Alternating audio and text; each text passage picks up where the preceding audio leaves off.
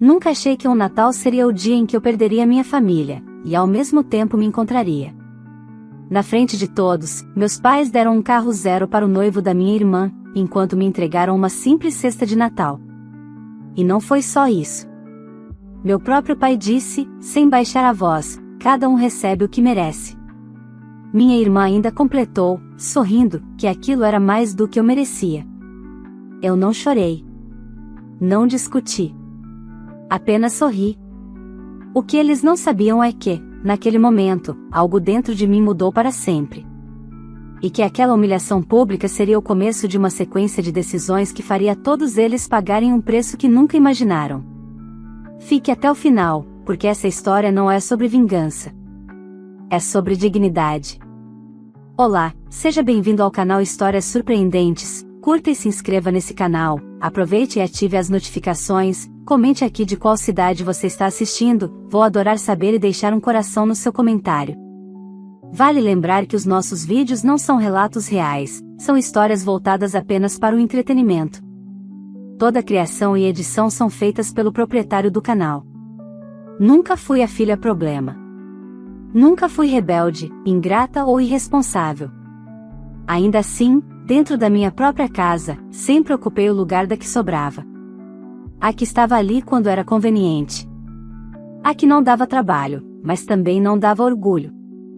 Cresci entendendo cedo demais que amor, naquela família, não era distribuído de forma igual, era investido onde parecia render mais. Minha irmã, Larissa, sempre foi o oposto de mim. Linda, expansiva, acostumada a ser o centro das atenções. Meus pais falavam dela como se fosse um projeto em andamento, algo precioso que precisava ser protegido, financiado e exibido. Eu era apenas, eu. A filha que se virava, que entendia, que não precisava de tanto. Mesmo depois de adulta, trabalhando, pagando minhas contas, nunca deixei de sentir que precisava merecer cada migalha de reconhecimento. Ainda assim, continuei indo aos almoços de domingo, aos aniversários, aos natais. Parte de mim ainda insistia em acreditar que, em algum momento, as coisas mudariam. O Natal daquele ano parecia prometer algo diferente. Meus pais insistiram para que fosse na casa deles, disseram que queriam reunir a família como antigamente. Larissa também estaria lá, com o noivo, Renato, um homem que havia entrado na família há pouco tempo, mas já era tratado como filho. Cheguei cedo, como sempre. Ajudei minha mãe na cozinha, arrumei a mesa, ouvi comentários atravessados disfarçados de brincadeira. Meu pai mal falou comigo. Larissa chegou mais tarde, vestida como se fosse a estrela da noite, e Renato veio logo atrás, sorrindo, confiante, ocupando um espaço que eu jamais consegui ocupar naquela casa. A troca de presentes aconteceu depois da ceia. Risadas, celulares apontados, taças erguidas. Quando meus pais pediram que todos fossem até a garagem, eu estranhei. Foi então que vi o carro. Um carro novo, ainda com o laço vermelho no capô, brilhando sob a luz branca. Meu pai entregou a chave a Renato com orgulho nos olhos. É um presente nosso, ele disse. Para ajudar vocês a começarem a vida. Todos aplaudiram. Larissa chorou. Renato agradeceu como se aquilo fosse o reconhecimento natural de quem sempre mereceu tudo. Depois disso, voltamos para a sala. Foi quando minha mãe me entregou uma cesta de Natal simples, dessas prontas de supermercado. Panetone, biscoitos, uma garrafa de suco. Nada personalizado. Nada pensado. Meu pai foi direto, sem desviar o olhar, cada um recebe o que merece. Antes que eu pudesse reagir, Larissa completou, sorrindo, agradeça por essa cesta, mana. É mais do que você merece. O silêncio que se seguiu não foi constrangedor para eles. Foi apenas definitivo para mim. Naquele instante, algo se rompeu. Não chorei. Não discuti. Apenas entendi. Entendi que não era distração, nem falta de sensibilidade. Era escolha. Eles sabiam exatamente o que estavam fazendo. E, pela primeira vez, percebi que continuar ali era concordar. Sorri, agradeci pela cesta e me despedi pouco depois, sob olhares indiferentes. O que eles não sabiam é que aquele Natal não marcava apenas mais uma humilhação. Marcava o começo do fim da história que eles achavam que controlavam. Porque, a partir daquela noite, eu parei de tentar ser aceita, e comecei a agir. Saí da casa dos meus pais naquela noite com a cesta de Natal apoiada no banco do passageiro, como se fosse um lembrete físico do meu lugar naquela família. Dirigi devagar, não por prudência, mas porque algo dentro de mim ainda tentava entender quando exatamente eu tinha deixado de ser filha para virar apenas um detalhe incômodo. No dia seguinte, acordei cedo, mesmo sem conseguir dormir direito. O silêncio do meu apartamento era diferente do silêncio da noite anterior. Não havia risadas falsas, nem frases cortantes disfarçadas de brincadeira. Pela primeira vez, o silêncio não me diminuía. Ele me organizava. Coloquei a cesta sobre a mesa e comecei a tirar os itens um a um. Panetone comum, biscoitos genéricos, uma mensagem impressa desejando boas festas. Nenhuma palavra escrita à mão. Nenhuma lembrança pessoal. Aquilo não era um presente. Era um recado. Enquanto organizava a cozinha, meu celular vibrou. Mensagem da minha mãe: espero que você não tenha levado para o lado pessoal. Você sabe como seu pai é. Apaguei sem responder. Minutos depois, outra notificação. Agora da Larissa, no grupo da família: bom dia. Ainda sem acreditar no carro. Obrigada, pai e mãe. Vocês são tudo. As respostas vieram rápidas, cheias de emojis, elogios e promessas de fotos nas redes sociais. Meu nome não foi mencionado. Minha ausência não foi notada. Foi ali que percebi algo essencial: eu sempre estive presente demais para fazer falta. Sempre disponível. Sempre compreensiva. Sempre aceitando menos para manter a ilusão de família. Passei o resto da manhã trabalhando, mas minha cabeça não estava nas tarefas. Estava revisitando anos de pequenas cenas que eu havia normalizado. A vez em que precisei vender meu notebook para pagar um curso enquanto meus pais bancavam a pós-graduação da Larissa. O carro que me disseram para financiar sozinha porque ela precisava mais. As festas em que eu ajudava a pagar, mas nunca escolhia nada. À tarde, fui até a casa dos meus pais buscar algumas coisas que havia deixado lá. Avisei que passaria rapidamente. Quando cheguei, encontrei Renato na garagem, admirando o carro novo, celular na mão, gravando um vídeo. Cunhada. Ele disse, animado. Já viu como ele responde rápido? Isso aqui é outro nível. Concordei com a cabeça. Ele continuou falando, sem perceber que eu mal escutava. Comentou sobre viagens, status, oportunidades. Em nenhum momento perguntou como eu estava. Dentro de casa, minha mãe parecia nervosa. Arrumava coisas que já estavam arrumadas. Meu pai mal levantou os olhos quando entrei.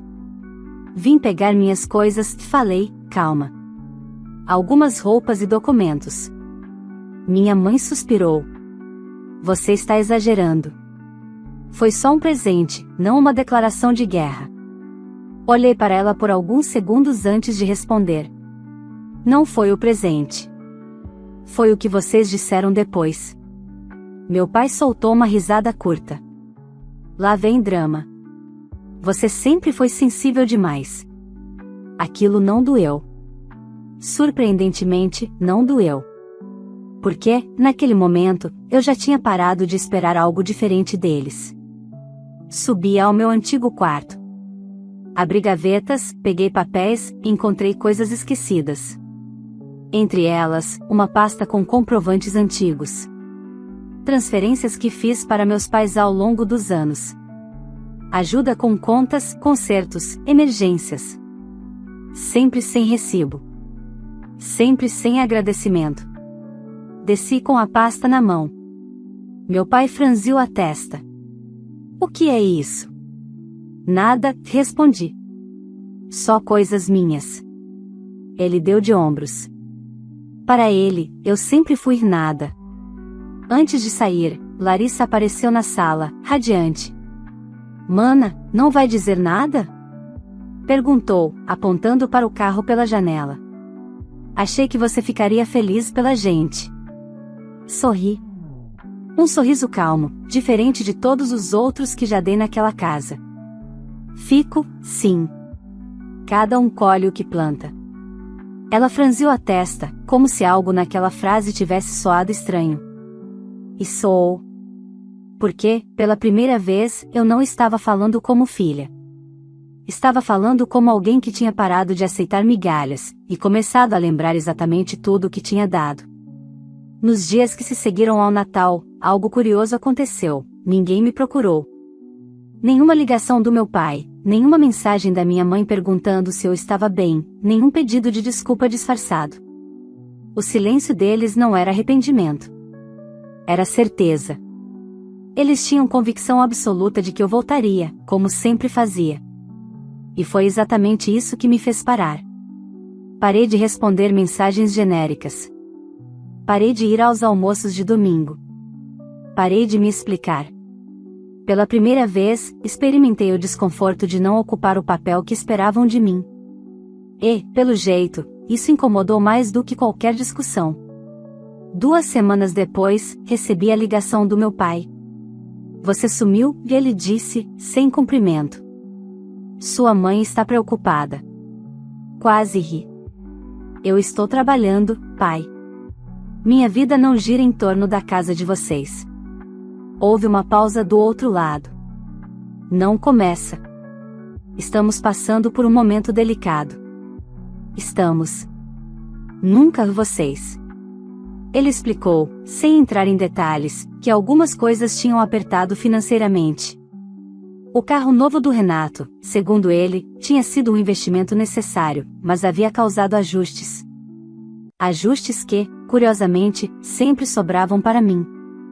A gente precisava que você desse uma força, concluiu. Só até as coisas se organizarem. Fechei os olhos por um instante. A cena era antiga demais para ser coincidência. Não vai dar, respondi. Este mês não. O silêncio do meu pai foi pesado. Como assim, não vai dar? Exatamente isso.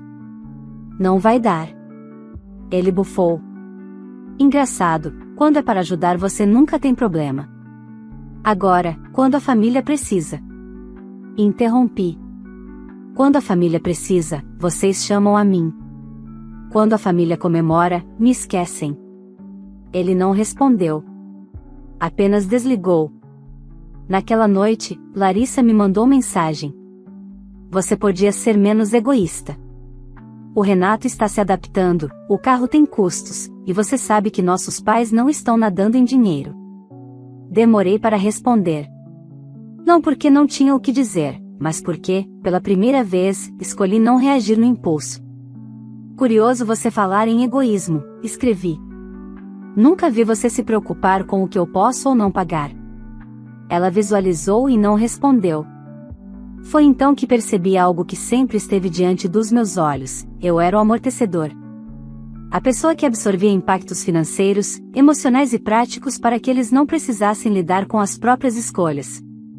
Enquanto eu existisse nesse papel, nada mudaria. Na semana seguinte, recebi um e-mail do banco. Um alerta simples, quase automático. Um débito havia sido autorizado na minha conta, referente a uma transferência para meus pais. Um valor alto. Alto demais. Meu coração disparou. Entrei no aplicativo imediatamente. A transferência tinha sido feita usando uma autorização antiga, da época em que eu havia permitido que meu pai resolvesse uma pendência para mim. Nunca revoguei. Nunca imaginei que usariam sem me avisar. Não liguei. Fui direto à agência. Lá, sentei diante do gerente e pedi o histórico completo de movimentações vinculadas àquela autorização. O que vi fez meu estômago revirar. Não era a primeira vez. Havia pequenas retiradas, espaçadas, sempre justificáveis isoladamente. Um conserto. Uma conta atrasada. Um empréstimo rápido. Somadas, eram anos de uso silencioso. Saí da agência com cópias impressas e uma sensação estranha, não era raiva. Era clareza. Naquela mesma noite, meu pai ligou novamente. Precisamos conversar, disse, tenso. Você foi ao banco? Respirei fundo. Fui. E agora sei exatamente quanto cada um recebe. Ele tentou justificar. Disse que era temporário.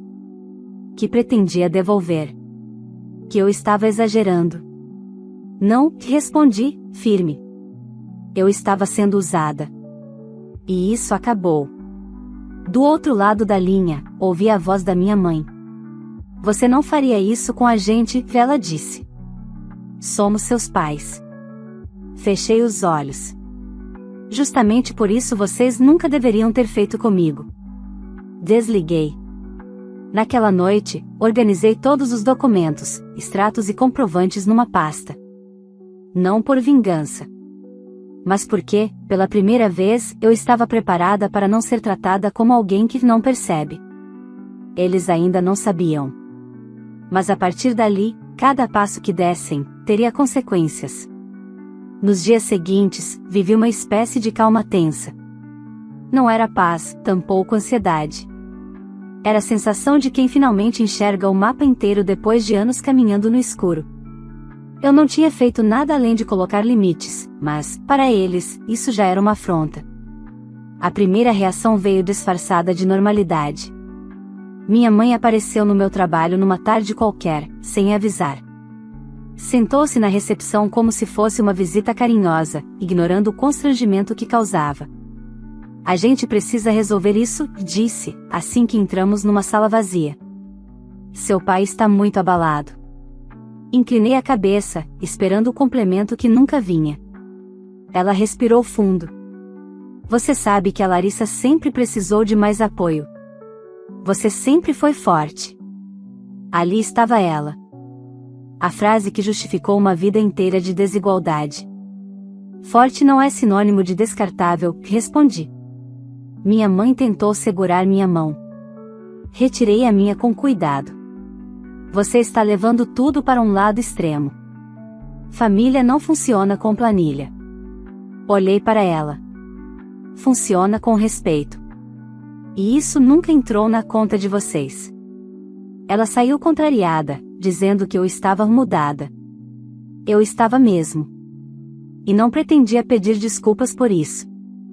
Na semana seguinte, descobri que Renato tinha pedido demissão do emprego. Soube por acaso, por um comentário atravessado da Larissa nas redes sociais, reclamando de fases difíceis e inveja disfarçada de moralismo. O carro novo continuava aparecendo nos stories, mas agora sempre acompanhado de frases motivacionais. Meu pai me ligou naquela noite. O Renato está passando por um momento de transição, lhe explicou. E a Larissa está muito pressionada. Imagino, respondi, neutra. Seria bom se você pudesse ajudar. Nem que fosse por um tempo. Sorri, sem humor, para ajudar como? Como sempre ajudei. Ele se irritou. Você está fazendo isso por vingança. Não. Estou fazendo isso por sanidade. Foi então que ele perdeu a paciência. Você acha mesmo que pode simplesmente virar as costas para a família? Depois de tudo que fizemos por você?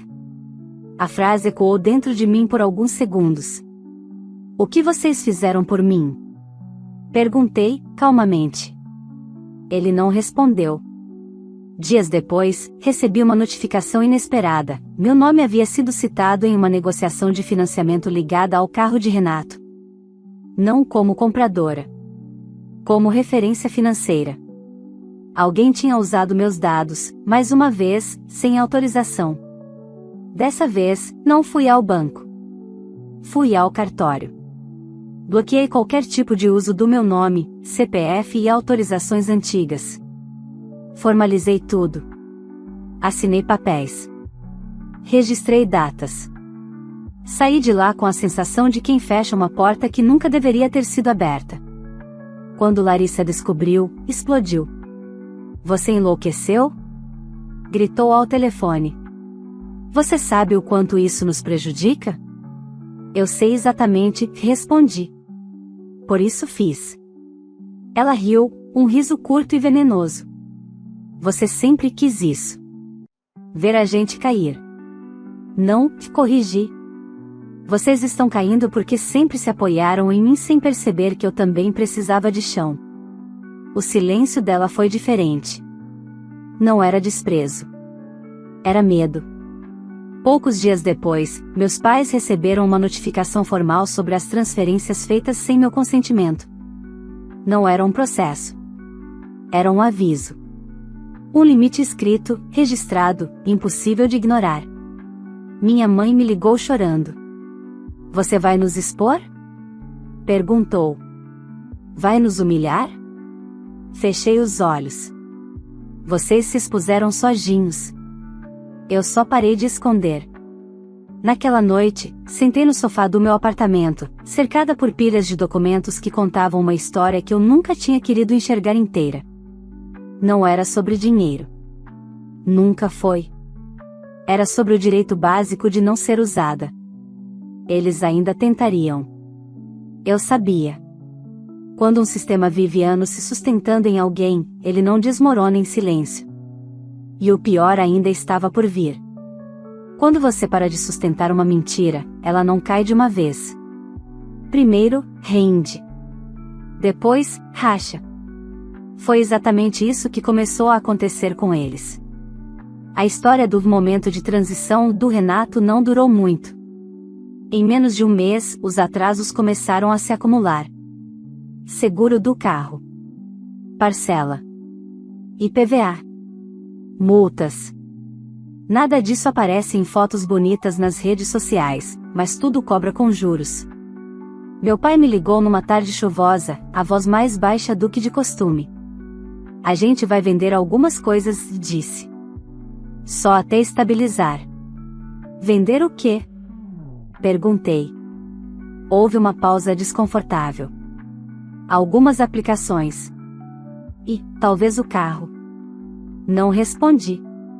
Não por crueldade, mas porque aquela decisão não me pertencia mais. 2 dias depois, Larissa apareceu no meu prédio. Não avisou. Subiu direto, como sempre fez, como se meu espaço ainda fosse extensão da casa dos meus pais. Abri a porta e encontrei uma versão dela que eu não conhecia, maquiagem impecável, sorriso trincado, olhos tensos. Precisamos conversar, disse, entrando sem pedir licença. Sentei no sofá, cruzei as pernas e esperei. Pela primeira vez, não estava disposta a conduzir nada. Você passou dos limites, começou. Criou um clima horrível na família. O Renato está sendo prejudicado. O Renato se prejudicou sozinho, respondi. Ela bufou. Você nunca aceitou que eu tivesse mais. Sempre foi inveja. Inclinei a cabeça. Se fosse inveja, eu teria pedido o que vocês tinham. Eu só pedi para não ser tratada como caixa eletrônico. Ela riu, nervosa. Você acha que está vencendo, né? Se sentindo poderosa. Não, respondi. Estou me sentindo livre. Foi quando ela deixou escapar. Você sabe que o carro está no nome do Renato, mas quem assinou como fiadora foi a mãe. Levantei os olhos lentamente. A nossa mãe? Ela percebeu tarde demais o erro. Não, quer dizer, foi só para facilitar. Meu estômago gelou. Você usou os dados dela? Larissa desviou o olhar. Todo mundo faz isso. É família. Aquela frase foi o ponto de virada. Não porque me chocou, mas porque confirmou tudo. Naquela noite, liguei para minha mãe. Não para acusar. Para perguntar. Mãe, você assinou algo para o carro do Renato? O silêncio do outro lado durou tempo demais. Seu pai resolveu isso, ela respondeu. Eu confiei. Confiança. A palavra que sempre nos mantinha presos. Expliquei calmamente o que havia descoberto. Que o nome dela estava envolvido. Que os riscos eram reais. Que, se algo desse errado, a dívida cairia sobre ela. Ela começou a chorar. A Larissa disse que era seguro. Fechei os olhos. Ela também disse que eu não merecia nada. Você acreditou. No dia seguinte, minha mãe foi ao banco. Descobriu que havia assinado o documento sem entender plenamente. Descobriu que estava, sim, comprometida financeiramente. Descobriu que o presente tinha um custo que ninguém tinha explicado. O clima na casa dos meus pais se tornou irrespirável. Meu pai tentou manter a pose, mas já não conseguia esconder o desespero. Renato começou a evitar visitas. Larissa brigava com todos. A família que sempre se apresentou como unida agora se fragmentava sob o peso das próprias escolhas. Recebi uma última ligação do meu pai naquela semana. Se você tivesse avisado antes. Interrompi. Eu avisei a vida inteira. Vocês só não escutaram. Ele suspirou. Você podia ajudar a consertar isso. Olhei pela janela, observando a chuva cair. Não fui eu quem quebrou. Desliguei. Naquele fim de semana, soube que o carro tinha sido colocado à venda às pressas, por um valor abaixo do mercado. Soube também que o noivado estava passando por um momento delicado. Quando a base de uma relação é construída sobre aparência, basta faltar dinheiro para o amor virar cobrança. Eu não comemorei. Não senti prazer.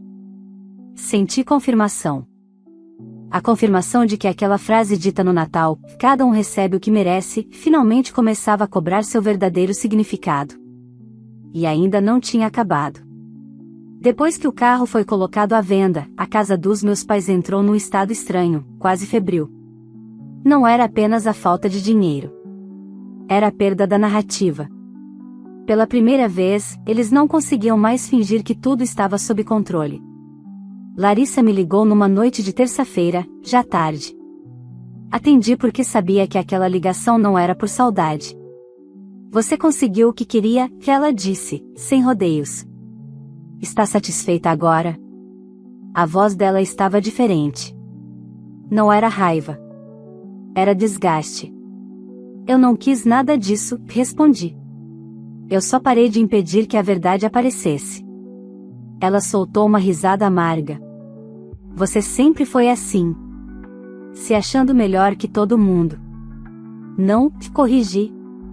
Eu sempre fui a única que pagava o preço das escolhas de vocês. Ela respirou fundo, como se estivesse segurando algo há dias. O Renato quer ir embora. Não respondi de imediato. Ele disse que não se meteu nessa confusão para começar a vida devendo, continuou. Que não é o que ele imaginava. Imagino, falei. Ele está dizendo que a culpa é sua. Sorri, sozinha no sofá.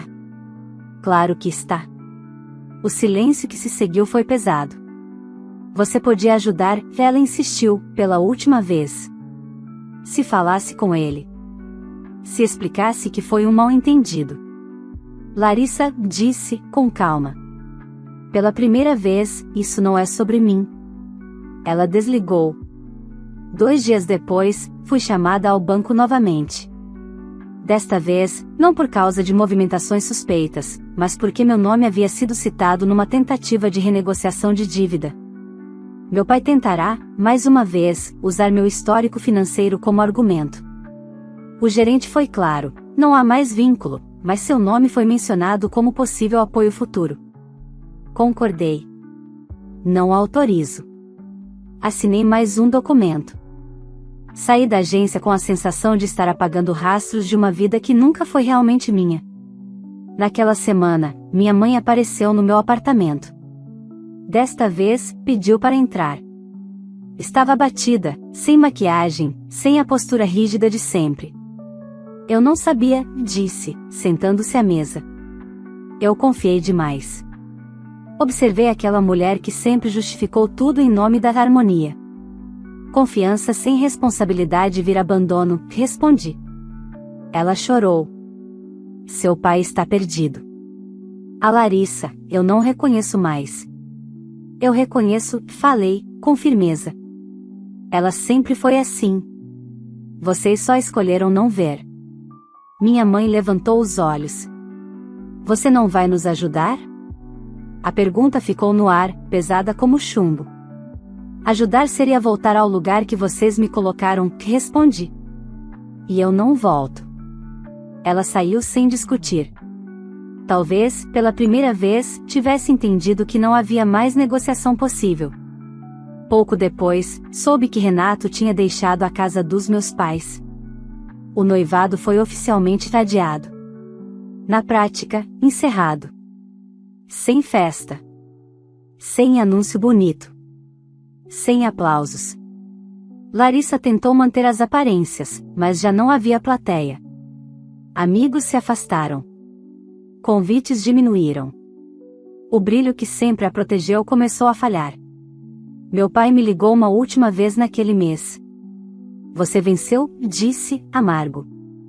Respirei fundo. Isso não é uma competição. Então o que é?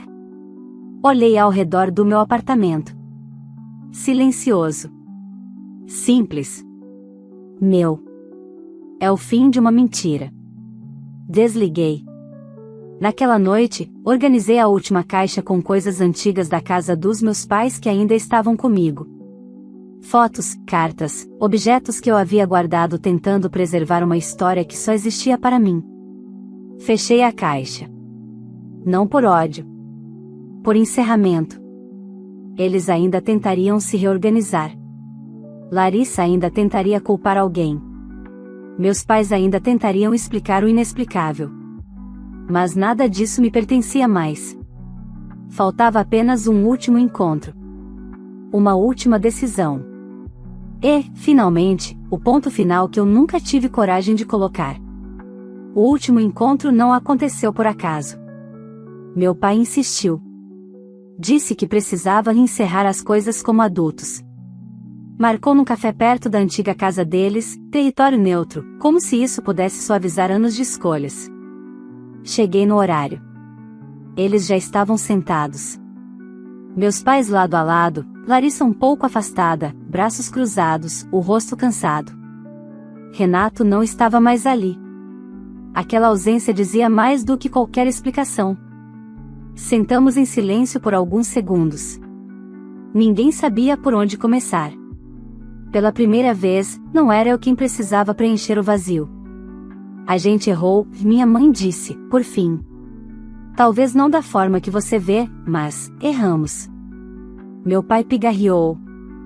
Não foi nossa intenção te machucar. Olhei para ele com calma. Intenção não apaga a repetição. Larissa revirou os olhos. Você sempre dramatiza. Sorri. Um sorriso curto. E você sempre diminui. É por isso que estamos aqui. Meu pai suspirou. O que você quer, afinal? A pergunta era sincera. E tardia. Eu não quero nada de vocês, respondi. Nem dinheiro, nem explicação, nem pedido de desculpas ensaiado. Minha mãe arregalou os olhos. Então por que aceitou vir? Pensei por um instante. Para dizer, olhando nos olhos, que eu não vou mais participar dessa dinâmica. Que não vou mais ocupar o lugar da filha que compensa, que cede, que paga. E que isso não é um castigo. É uma escolha. Meu pai se inclinou para frente. Você está nos abandonando? A palavra caiu pesada sobre a mesa. Não, respondi. Eu estou saindo de onde nunca fui cuidada. Larissa riu, nervosa. Olha como ela fala, como se fosse vítima de alguma coisa. Inclinei-me também. Você recebeu um carro. Eu recebi uma cesta e uma frase dizendo que era mais do que eu merecia. Isso não é percepção. É fato. Ela abriu a boca para responder, mas minha mãe a interrompeu. Chega, Larissa. Foi a primeira vez que ouvi minha mãe dizer isso. Tarde demais. Levantei-me devagar. Eu vim para encerrar. Não para negociar. Meu pai perguntou, com a voz falhando, e se um dia a gente mudar? Pensei antes de responder. Mudanças verdadeiras não exigem plateia. Se acontecerem, serão para vocês. Não para me convencer. Peguei minha bolsa. Desejo que encontrem o equilíbrio que sempre buscaram nos outros. Mas eu não estarei mais disponível para sustentar isso. Minha mãe começou a chorar. Não a abracei. Não por frieza. Mas porque consolo, sem mudança, vira mais uma forma de manter tudo igual. Saí do café sem olhar para trás. Naquela noite, em casa, sentei no chão da sala com uma caixa vazia. Não havia mais nada para guardar. Nenhum documento, nenhuma lembrança pendente. Apenas espaço. Meses se passaram. Soube, por terceiros, que meus pais venderam a casa e reduziram drasticamente o padrão de vida. Que Larissa voltou a morar com eles, agora sem noivo, sem planos grandiosos, sem plateia. Soube que ela dizia que eu me afastei por orgulho. Talvez. Mas orgulho, descobri, é diferente de dignidade. Hoje, minha vida é simples. Organizada. Minha. Construí relações em que não preciso provar valor, apenas existir. Aprendi que família não é quem nos prende pelo passado, mas quem respeita nosso presente. Às vezes, penso naquele Natal. Na cesta. Na frase dita em voz alta. E agradeço. Agradeço porque foi ali que parei de esperar amor onde só havia conveniência. Foi ali que entendi que continuar tentando também é uma forma de se perder. Eu não reatei laços. Não voltei atrás. Não me arrependi. Porque, pela primeira vez, eu não fui a filha rejeitada. Fui apenas eu. E isso, finalmente, foi suficiente. Se essa história tocou você em algum nível, curta este vídeo para que ele alcance mais pessoas que também precisam ouvir essa mensagem. Inscreva-se no canal se você gosta de histórias reais, profundas e cheias de significado, porque sempre tem um novo relato esperando por você aqui.